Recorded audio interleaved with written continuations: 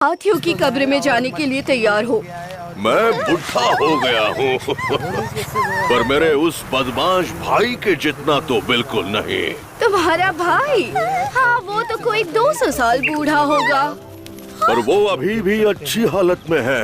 मैं जानता हूँ कि मुझे जल्दी चले जाना चाहिए था, पर जब याददाश्त काम करना बंद कर दे, अब मैं ज्यादा दिन नहीं रुकने वाला। मैंने अभी बच्चों को नहीं बताया है। उन्हें पता भी नहीं चलेगा कि मैं जा चुका हूँ।